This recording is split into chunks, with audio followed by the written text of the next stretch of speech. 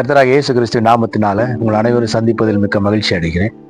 போன வாரம் நாம் பரிசுத்த வாழ்க்கைக்கு தேவ அன்பை நாம் புரிந்து கொண்டால் பரிசுத்த வாழ்க்கையில வாழ முடியும், வெளிச்சத்துல வாழ முடியும், இருள் நமக்குள் இராது என்பதை நாம் பார்த்தோம். இப்போ அதே தேவ அன்புல நம்ம புரிந்து கொண்டு பரிசுத்த வாழ்க்கை வாழும் பொழுது மன அழுத்தம் இல்லாத ஒரு வாழ்க்கைய வாழ முடியுமா?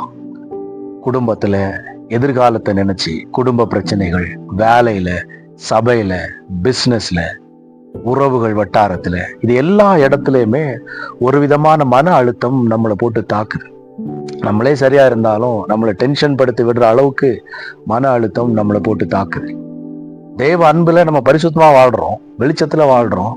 ஆனா இந்த மன அழுத்தத்திலிருந்து நிம்மதியாக விடுதலை பெற்று நம்ம வாழ முடியுமா அப்படின்னு கேட்டா கண்டிப்பாக வாழ முடியும்.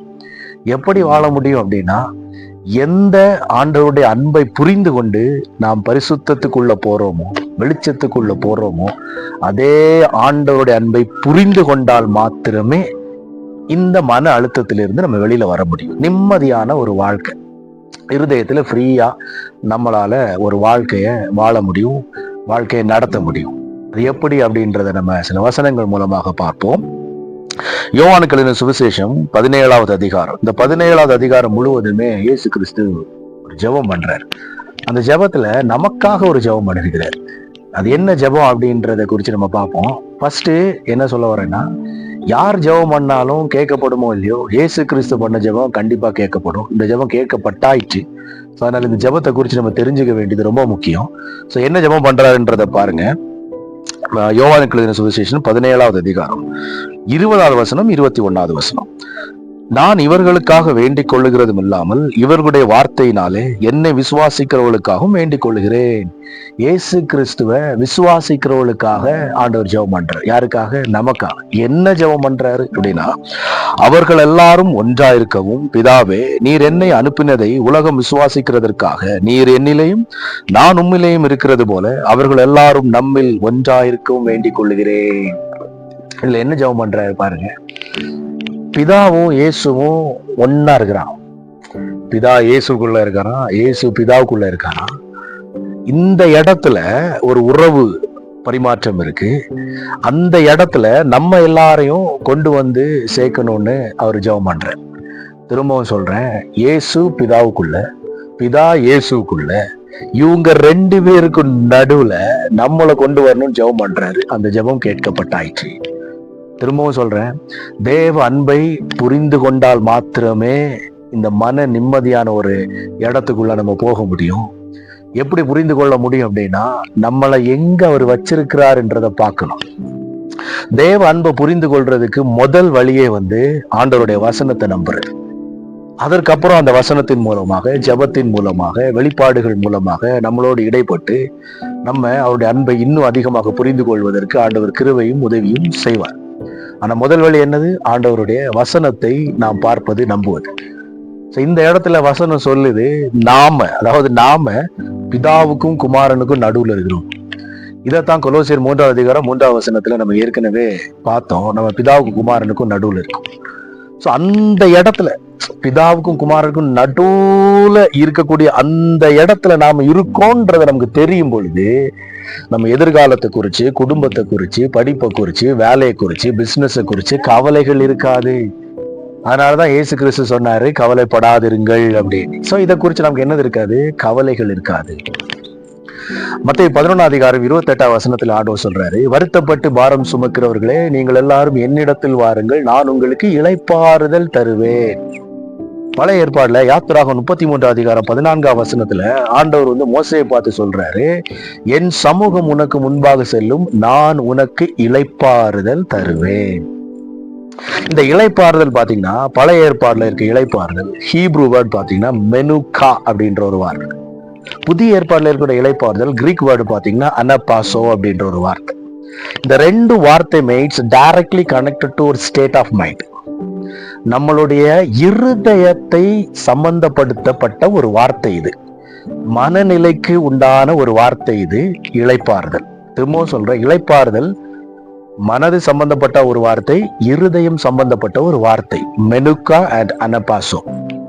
எப்படி இந்த மனது சம்பந்தப்பட்ட ஒரு வார்த்தை. இந்த மெனுக்கா அனபாசம் நம்ம இருதயத்துக்குள்ள இருக்கும் பொழுது it will not allow to take any unwanted thoughts on any unwanted pressures. அதாவது இந்த இளைப்பாறுதற்குள்ள நாம் போகும் பொழுது எந்த விதமான தேவையில்லாத சிந்தனைகளும் எந்த விதமான தேவையில்லாத அழுத்தங்களும் இருதயத்துக்குள்ள போக விடாம இது தடுக்குமா? எது தடுக்கும்? இந்த இளைப்பாறுதல் தடுக்கும். இந்த இளைப்பாறுதல் தடுக்கும் பொழுது நம்ம என்ன பண்றோம்?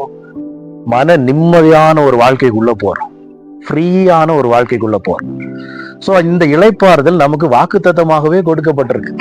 எபிரேயர் 4வது அதிகாரம் 1வது வசனத்தில் இருக்கு. இது ஒரு வாக்குத்தத்தமாகவே நமக்கு கொடுக்கப்பட்டிருக்கிறது. இந்த இளைப்பாறுதலுக்குள்ள பிரவேசிக்க முடியும். இந்த இளைப்பாறுதலுக்குள்ள பிரவேசிக்கும் பொழுது டென்ஷன் இல்லாம ஃப்ரீயா நம்ம வாழ்க்கையை நடத்த முடியும்.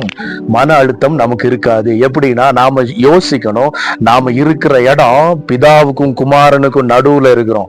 அந்த இடத்துல நாம இருக்கிறதுனால எதை குறிச்சும் கவலைப்பட வேண்டிய அவசியமே இருக்காது. நம்ம வாழ்க்கையின் பொறுப்பே அவங்க 2 பேர் கையில தான் இருக்கு. அவங்க 2 பேருக்கு நடுவுல நாம இருக்கிற அளவுக்கு நாம அவர்களுக்கு முக்கியமானவர்களா இருக்கிறோம். யாருக்கு? பிதாவுக்கும் குமாரனுக்கும் முக்கியமானவர்களாக நாம இருக்கிறோம். இதை நாம புரிந்து கொள்ளும் பொழுது நிம்மதியான ஒரு வாழ்க்கை வாழ முடியும். எதிர்காலத்தை குறிச்சு பயம் இருக்காது, பிசினஸ் குறிச்சு பயம் இருக்காது, வேலையை குறிச்சு பயம் இருக்காது. அல்லது யாராவது டென்ஷன் பண்ண வந்தாலும் அவங்க எத்தனை நபர்கள் ஆனாலும் சரி நம்மளை டென்ஷன் படுத்த முடியாது. ஏன்னா நம்மளுடைய நோக்கம், நம்மளுடைய டிசைன் எல்லாமே பிதாவுக்கும் குமாரனுக்கும் நடுவுல இருக்கு பாரு.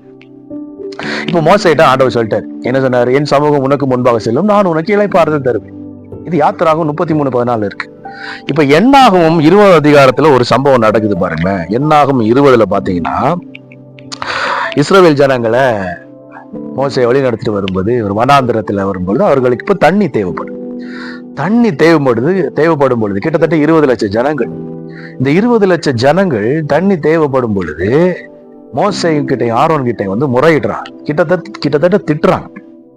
இதுல என்னாகும் 20வது அதிகாரம் 1வது வசனம் முதல் 12வது வசனம் வரை நீங்க படிச்சு பாத்தீங்கன்னா உங்களுக்கு தெரியும்.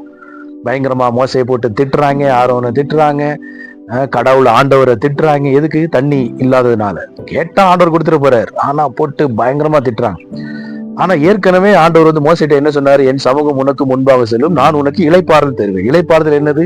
மனது சம்பந்தப்பட்ட ஒரு விஷயம். சோ இந்த 20 லட்சம் பேரும் மோசைக்கு முன்னாடி மோசையை குறை சொல்லும் பொழுது, ஆண்டவரை குறை சொல்லும் பொழுது, மோசையை திட்டும் பொழுது, இவரு 20 லட்சம் பேருடைய அழுத்தங்களும் கோபங்களும் மோசைக்கு முன்னாடி வரும்போது மோசை என்ன பண்றாரு? அதை உள்வாங்கி கொள்றாரு. திரும்பவும் சொல்றேன், ஆண்டவருடைய அன்பை புரிந்து கொள்வதற்கு முதல் வழியே ஆண்டவருடைய வசனத்தை நம்புறதுதான். மோசைட்ட ஏற்கனவே ஆண்டவர் சொல்லிட்டார், நான் உனக்கு இளைப்பாறுதல் தருவேன். அந்த வசனத்தை நம்பி இருந்தா, ஆண்டோட அன்பை புரிந்து கொண்டிருந்தால் 20 லட்சம் பேருடைய அழுத்தங்களும் மோசைக்குள்ளாடி அவர் உள்வாங்கி கொண்டிருக்க மாட்டார். ஆனா அவர் உள்வாங்கிட்டார். கடைசியில என்ன நடந்தது நீங்க படிச்சு பார்த்தா தெரியும். ஆண்டவர் கிட்ட போய் முறையிடுறாரு. ஆண்டவர் சொல்றாரு, இந்த கண்மலை பார்த்து பேசு, தண்ணி வரும்ன்றாரு. ஆனா கண்மலை பார்த்து பேசாம அவர் கண்மலை அடிச்சிடுறாரு, தண்ணி வந்துடுச்சு.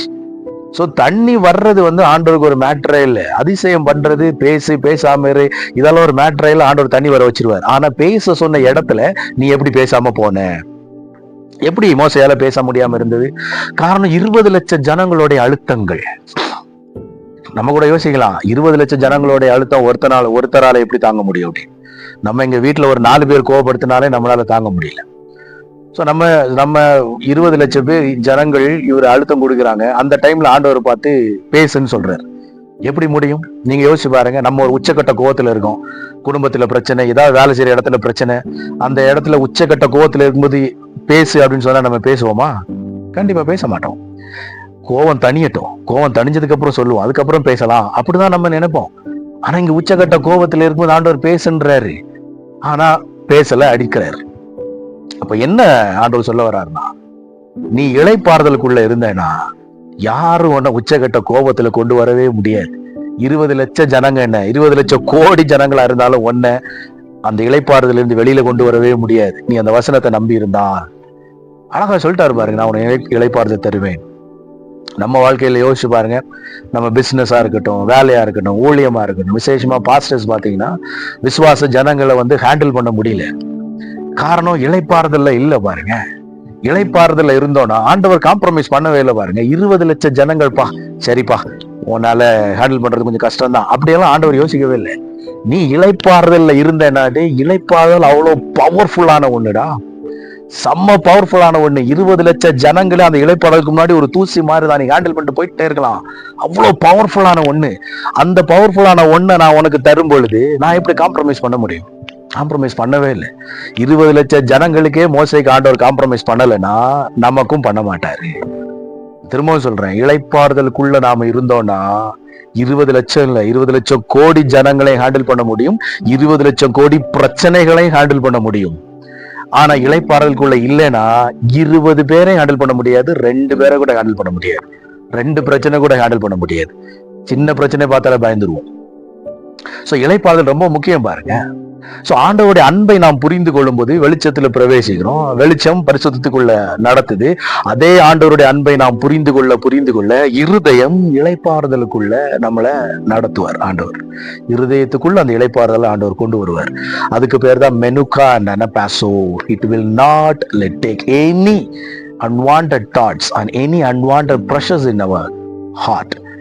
எந்த ஒரு தேவையில்லாத சிந்தனையே உள்ள விடாம அது தடுக்கும். நாம தடுக்க வேண்டிய அவசியமே இல்லை. எப்படி அது தடுக்கும்? நான் இங்க இருக்கிறேன், பிதாவுக்கும் குமாரனுக்கும் நடுவுல இருக்கிறேன். நான் இப்படி ஒரு இடத்துல இருக்கும் பொழுது இந்த பிரச்சனையை பார்த்து நான் பயப்படுற அளவுக்கு நான் டம்மி பீஸ் கிடையாது. திரும்பவும் சொல்றேன், 20 லட்சம் கோடி பிரச்சனைகள் வந்தாலும் அதை ஹேண்டில் பண்ண முடியாத அளவுக்கு நீங்கள் டம்மி பீஸ் கிடையாது. நீங்க தேவர் ரகம், நீங்க ஆண்டவருடைய பிள்ளை, நீங்க டம்மி பீஸ் கிடையாது. சின்ன பிரச்சனைகளை பார்த்து பயப்படுற அளவுக்கு நீங்க டம்மி பீஸும் கிடையாது. அதே நேரத்துல பெரிய பிரச்சனையை பார்த்து ஓடுற அளவுக்கு நீங்க டம்மி பீஸ் கிடையாது. பிரச்சனைகள் எல்லாம் உங்களுக்கு முன்னாடி தூசி மாதிரி. சிம்பிள், ஒன்னே ஒண்ணு மட்டும் தான் செய்யணும், ஆண்டோட அன்பை நாம் புரிந்து கொள்ளும் பொழுது. இதுல பாத்தீங்கன்னா மோசேக்கு நடந்த கான்சிக்வன்ஸ் என்னன்னு பாத்தீங்கன்னா, விளைவு 12வது அதிகாரத்துல, பின்பு கர்த்தர் மோசேயும் ஆரோனை நோக்கி, இஸ்ரவேல் புத்திரர் கண்களுக்கு முன்பாக என்னை பரிசுத்தப்படும்படி நீங்கள் என்னை விசுவாசியாமல் போனபடினால் இந்த சபையாருக்கு நான் கொடுத்த தேசத்துக்கு நீங்கள் அவர்களை கொண்டு போவதில்லை. இளைப்பாறுதலுக்குள்ள போகல, கானான் தேசத்துக்குள்ளே போக முடியல மோசேயால. இளைப்பாறுதலுக்குள்ள இருந்திருந்தா அவரு அடிச்சிருக்க மாட்டாரு, கண்மலை பார்த்து பேசி இருப்பாரு. சோ நாம இன்னைக்கு எங்க எல்லாம் டென்ஷன் ஆகிறோம், எப்ப பார்த்தாலும் டென்ஷனாவே இருக்கிறோமா? நான் சொல்றேன், ஆண்டவர் உங்களை நேசிக்கிறார். சும்மா நேசம் மட்டும் இல்ல, உங்களை நேசிக்கிறத ப்ரூவ் பண்றதுக்காக உங்களை அப்படியே தூக்கி பிதாவுக்கும் குமாரனுக்கும் நடுவுல வச்சுட்டாரா. இயேசு சொல்றாரு, நான் என் சுயமா என் கிரியைகளை செய்யவில்லை, என்னுள் வாசமா இருக்கிற பிதாவானவரை செய்கிறார். பிதா இயேசுக்குள்ள வாசமா இருக்கிறாரா, இயேசு பிதாவுக்குள்ள வாசமா இருக்கிறாங்களா? இவங்க 2 பேருக்குள்ளாடி நம்மள வாசம் செய்ய வச்சிருக்கிறாரு பாருங்க. அங்க கொண்டு வச்சிருக்கிறார், நம்ம நேசிக்கிறதுனால.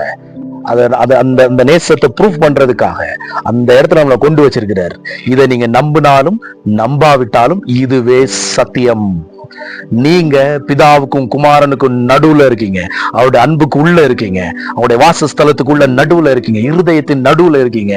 இதுதான் சத்தியம். இது நம்பினாலும் நம்பாட்டாலும், விசுவாசிச்சாலும் விசுவாசிக்காட்டாலும் இதுதான் சத்தியம். ஆனா இதை நம்பிட்டா, இதை விசுவாசிச்சுட்டா அந்த இளைப்பாறுதலை நம்ம அனுபவிக்கலாம், சூப்பரா அனுபவிக்கலாம்.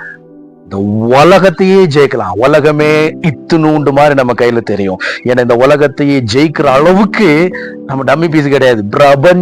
பிரபஞ்சத்தையே ஜெயிக்கிற அளவுக்கு உண்டான சூப்பர் பீஸ் நம்ம.